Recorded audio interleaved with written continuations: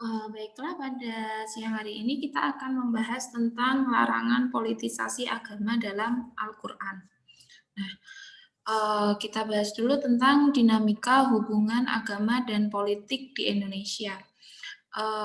Sudah sering kita dengar ya bahwasanya agama dan politik itu adalah dua hal atau dua entitas yang tidak bisa dipisahkan.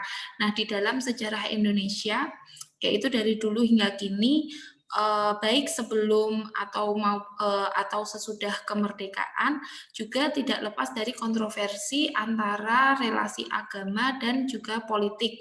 Agama di sini khususnya Islam, karena Islam adalah sebagai mayoritas agama yang dipeluk oleh penduduk Indonesia.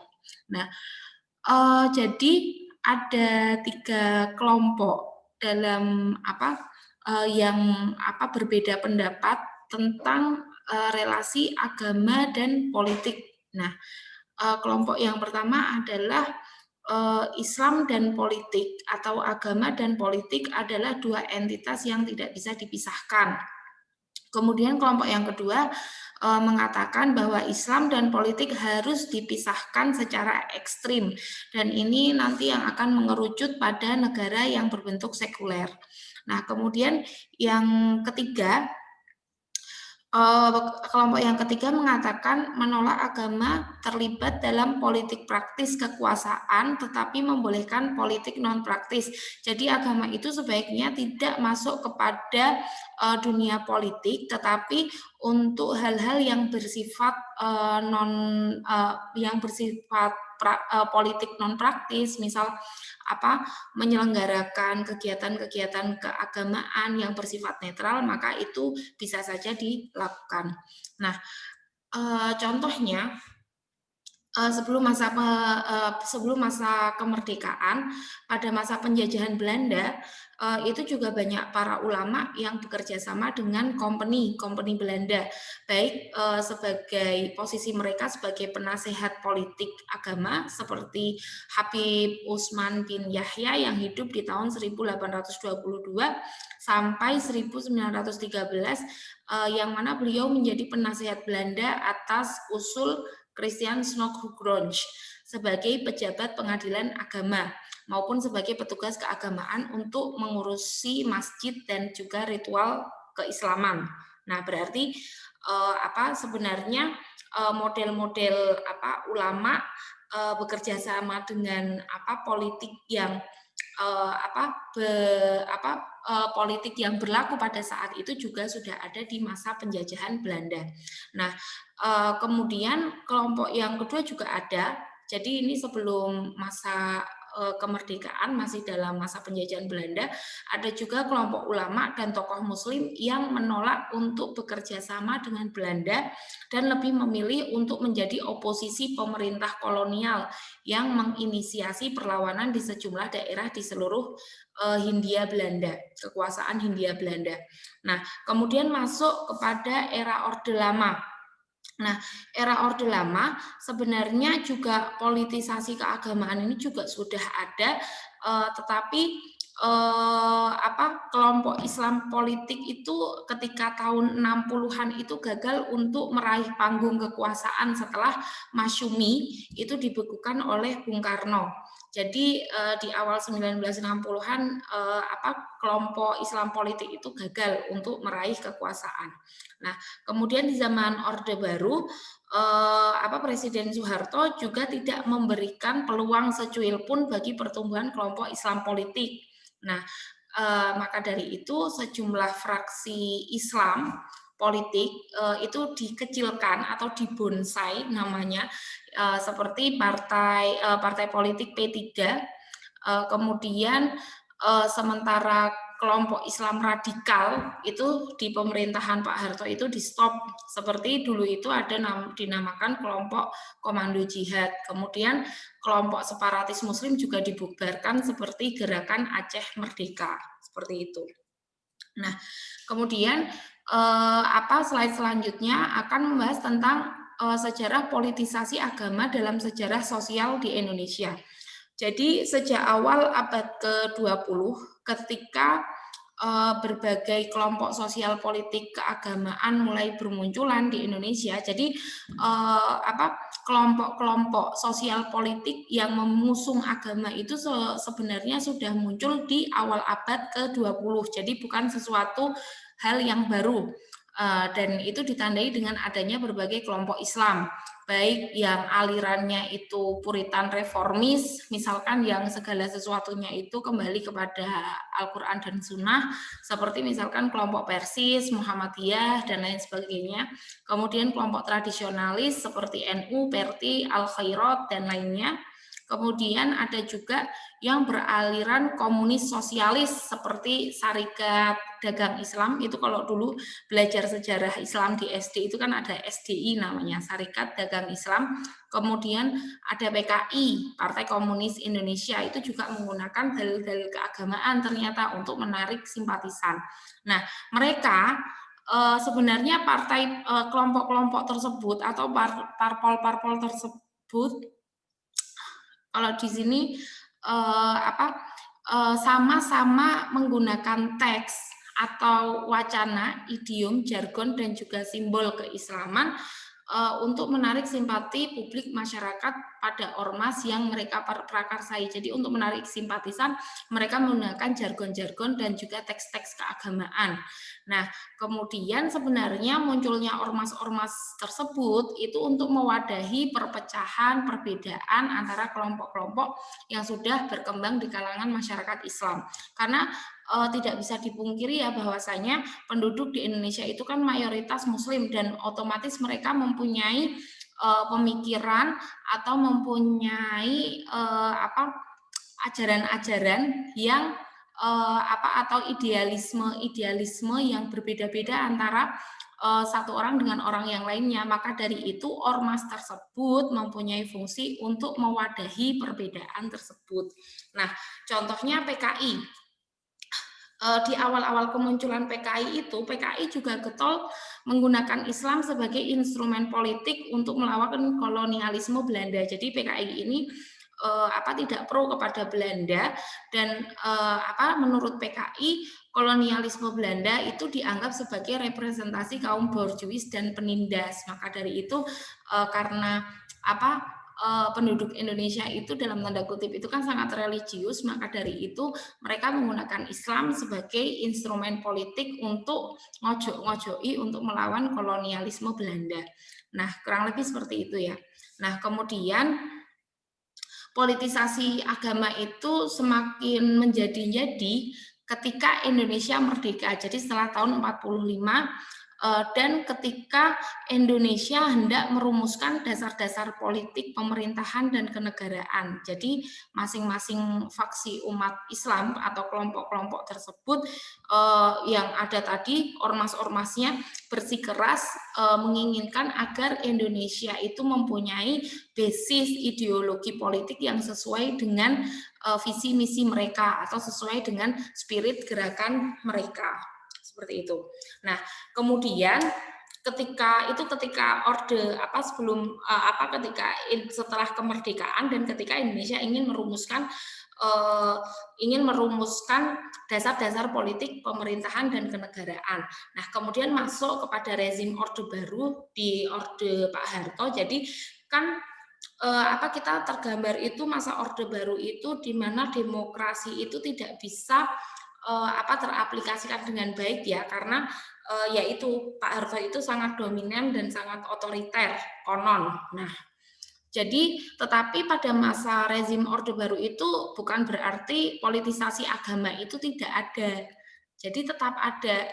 Misalkan ini dulu ya waktu saya kecil. Jadi dulu itu pernah ada GGRKB. Jadi di masa Orde Baru itu pemerintah mengumumkan adanya program keluarga berencana yang anak itu kan sebaiknya 2 seperti itu.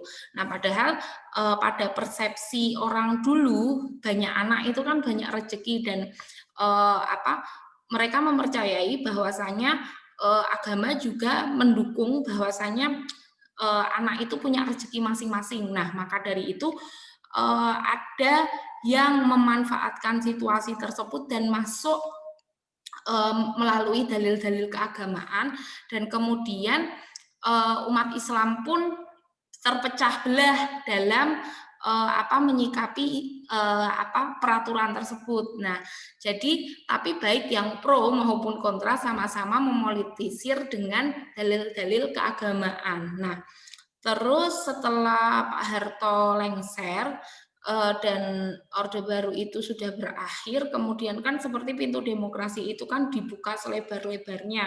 Baru kemudian akhirnya ormas-ormas yang tadi ketika zaman Pak Harto itu seperti dibungkam itu mulai show off, menunjukkan diri, dan ini merupakan peluang bagi mereka, bagi kelompok Islam politik yang sejak dulu menginginkan Islam terlibat secara total dalam kepolitikan. Itu mulai bermunculan setelah masa Orde Baru. Nah, di luar negeri pun juga seperti itu, bahwasanya ini saya kutip dari buku Introduction Print Writing, bisa dibaca sendiri, yang mengatakan bahwa kepentingan menggembar-gemborkan silsilah nenek moyang Nabi atau habaib untuk mewakili identitas suku Muslim di Yaman pada waktu itu dalam rangka perlawanan Islam terhadap pemerintahan Marxis di Afghanistan. Kemudian yang terjadi di era digital sekarang ini, maraknya ekstremisme agama yang gemar mengkapling-kaplingkan surga dan neraka hanya dengan doktrin khilafah. Jadi sebenarnya ingin mengaplikasikan sistem khilafah atau doktrin khilafah, tapi dengan janji-janji surga dan neraka. Kemudian juga maraknya penistaan agama seperti yang sudah saya jelaskan tadi, bahwasanya Indonesia ini kan adalah penduduk yang sangat religius. Jadi misalkan disinggung sisi sensitivitasnya tentang agama, maka secara otomatis akan tersulut. Maka dari itu marak kasus-kasus penistaan agama, padahal itu kan demi kepentingan politik kepentingan politik yang ingin dimenangkan, seperti itu. Nah, maka dari itu politisasi agama itu sebenarnya itu sudah hal yang lumrah dan bukan sesuatu hal yang baru. Nah, kemudian apakah kemudian Islam itu sebenarnya melegalkan hal yang seperti itu atau tidak? Nah, kita masuk kepada tafsir surah Al-Baqarah ayat 41, yaitu wala tashtaru bi ayati samanan qalilan wa qalilau wa iya fatakun. Nah, jadi ini mengambil misalkan dari pendapat dari At-Tabari. Di sini dituliskan waqala Abu Ja'far wala tashtaru bi ayati samanan qalila itu yaqulu la ta'khudhu alaihi ajron. Jadi janganlah kalian menerima upah atasnya. Jadi sebenarnya konteks dari ayat surah Al-Baqarah ayat 41 itu adalah larangan untuk mengambil upah ketika mengajarkan Al-Quran. Nah, tapi kan itu kan masih ada perbedaan pendapat. Nah, kemudian wahwa maktubun indahum fil kitabil awal ya ibna Adam alima majanan kama ulim tamajanan.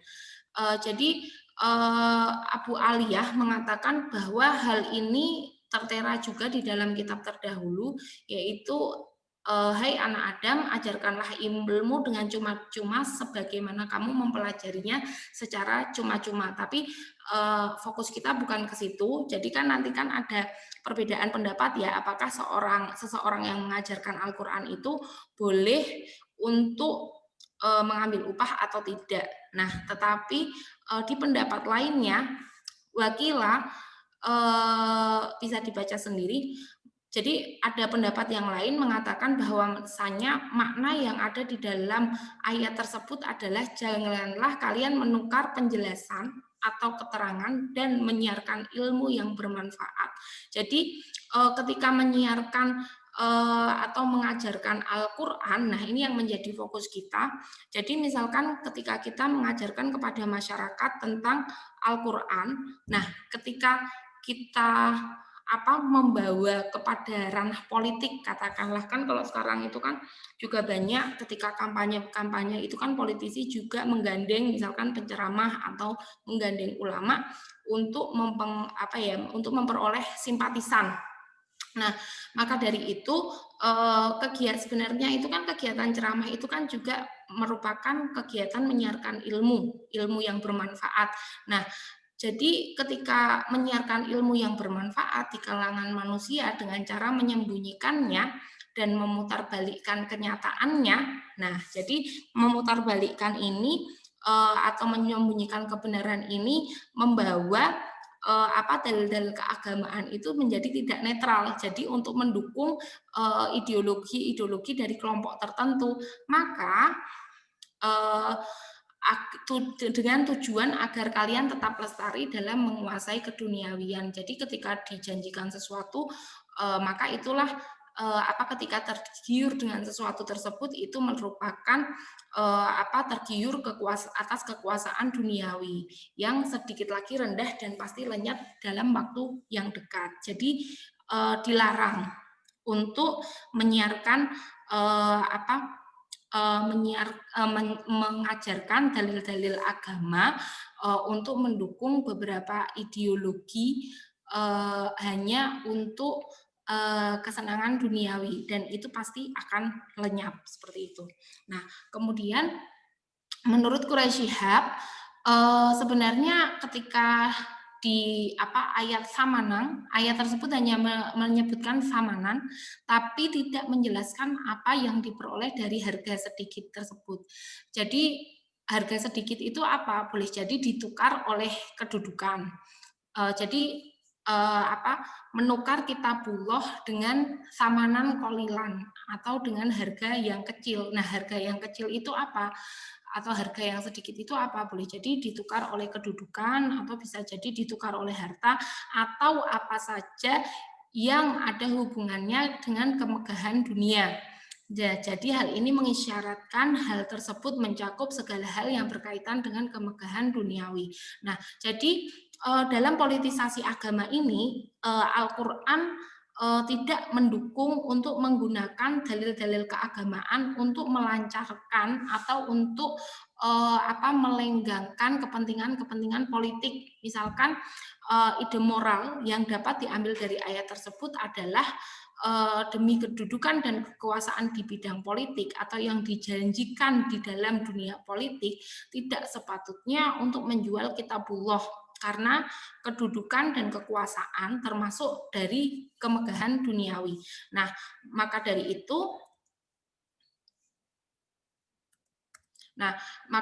itu untuk mengajarkan kitabullah saja ada silang pendapat apakah itu diperbolehkan untuk mengambil ujrah atau tidak, apalagi hanya untuk memperoleh massa, memperoleh simpatisan, untuk melancarkan kepentingan dari kelompok tertentu. Dan ayat tersebut ditutup dengan wa iya ya fattakun. Nah, jadi seseorang agar tidak jatuh kepada politisasi agama, sebenarnya seharusnya ada perintah bertakwa. Jadi orang yang bertakwa itu diibaratkan pasti orang tersebut takut kepada larangan-larangan Allah dan pasti akan mematuhi segala perintah Allah, seperti itu. Nah, kemudian penanganan politisasi agama itu yang seperti apa? Di dalam Al-Hujurat ayat 4 kurang lebihnya ijtanibu katsiron minadh-dhonni, jadi jangan banyak suudzon, wala tajassasu wala yaghtab. Nah, janganlah memata-matai dan jangan menggibah. Jadi kalau untuk aplikasinya ayat tersebut di masa digital ini seperti apa? Jadi saingi sebaran hate speech dengan sebaran peace speech. Nah, jadi kan kalau sekarang itu kan yang marah itu kan hanya hate speech.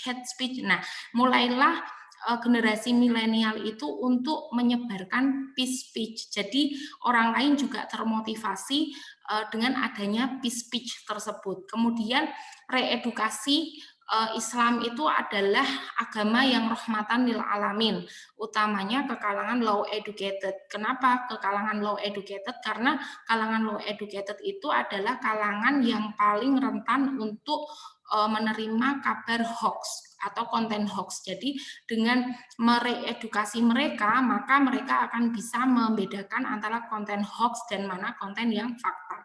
Nah, kemudian adanya program literasi digital sejak usia dini. Nah, dalam usia-usia milenial ini kan teknologi digital itu benar-benar dikelola oleh sumber daya manusia yang capable dan kredibel, bukan kepada sumber daya manusia yang ingin misalkan menyebarkan hate speech seperti itu. Kemudian penegakan hukum secara tegas kepada siapa saja yang menyebarkan berita hoax, hate speech, makar, dan juga fitnah. Oke, kurang lebih seperti itu. Bisa kita diskusikan nanti di grup. Terima kasih.